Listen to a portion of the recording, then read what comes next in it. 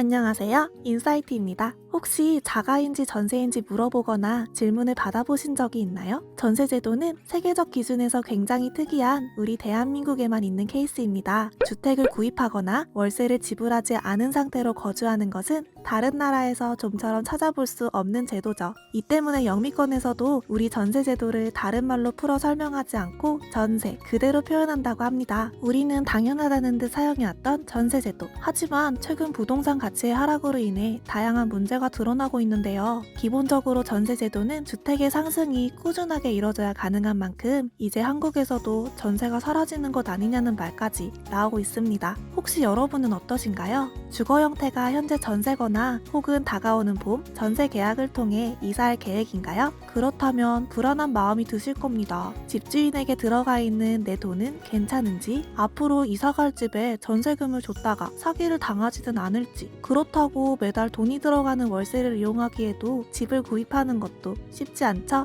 하루하루 불안감으로 고민 중인 여러분에게 저희 인사이트가 전세 사기 당하지 않는 법을 알려드릴까 합니다. 꼼꼼하게 체크해야 막을 수 있는 전세 계약 지금 시작합니다.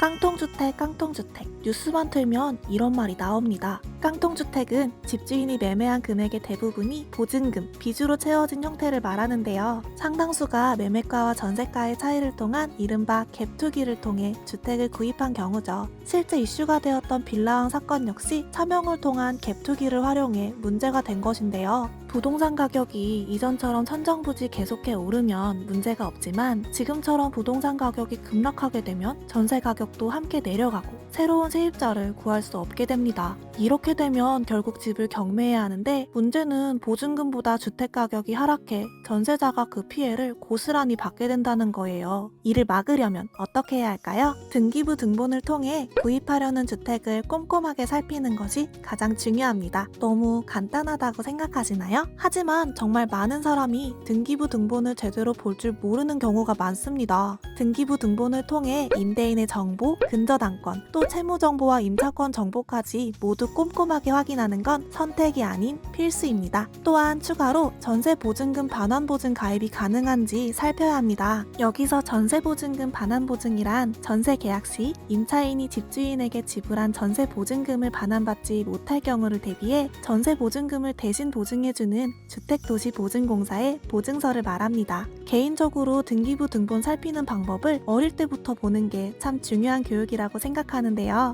인터넷으로도 출력이 가능한 만큼 지금이라도 살펴보셨으면 합니다.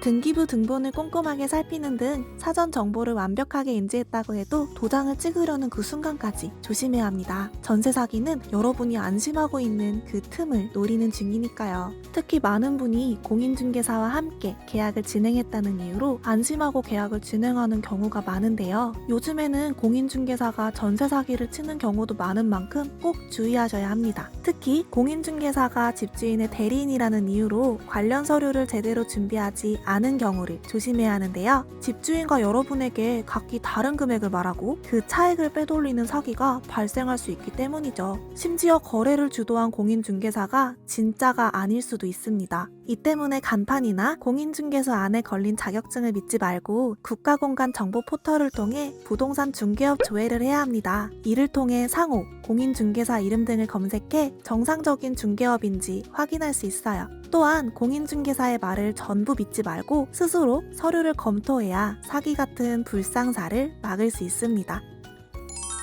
가짜 집주인 사기 혹은 가짜 임대인 사기는 꽤 오래된 사기 방법입니다. 임대인이나 외부인이 집주인의 인적사항을 수집해 진짜 집주인인 척 거짓 전세 계약을 진행해 보증금을 가로채는 방법이죠. 이를 피하기 위해서는 집주인의 신분증을 꼭 확인하고 본인이 맞는지, 얼굴과 대조하는 것은 물론 등기부 등본상 정보가 맞는지 확인해야 합니다. 최근에는 등기부 등본을 위조하는 경우도 있다고 하니 집주인이나 공인중개사에게 맡기지 말고 본인이 직접 등기부 등본을 발급해서 확인해야 하는데요. 가끔 그럼 대리인과 계약할 때는 어쩌죠? 라는 분이 계시는데 이런 경우에는 임대인의 신분을 확실하게 확인할 수 있는 인감도장이 찍힌 위임장과 인감증명서를 확인해야 합니다. 마지막으로 보증금은 꼭 반드시 집주인의 명의의 통장에만 입금해야 한다는 것 잊지 마세요.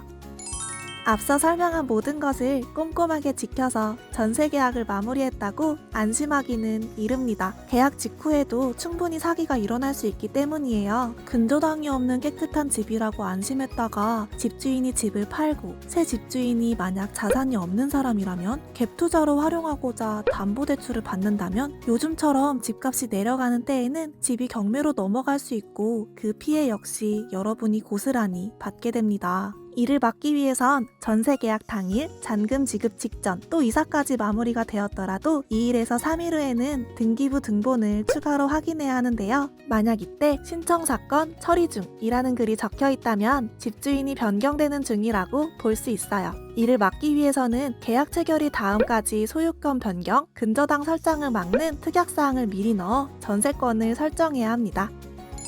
이제야 끝났나 싶지만 아직도 남은 게 있습니다. 바로 집주인의 고액 세금으로 인한 피해가 계속해서 늘어나고 있기 때문입니다. 이는 사기라기보다는 사건에 가깝지만 전세자가 손해입는 것은 크게 다르지 않습니다. 세금의 종류가 부동산에 부과되는 당해세거나 집주인의 세금이 여러분의 보증금 확정일자보다 앞서 있다면 경매가 진행되어도 제대로 전세금을 돌려받지 못할 수 있습니다. 이를 막으려면 집주인의 동의를 얻어 수시로 미납국세 열람제도를 통해 미납세금을 확인하고 납세 증명서를 확인하거나 등기부 등본을 체크해서 압류 및 가압류가 기입되어 있는지 확인해야 합니다.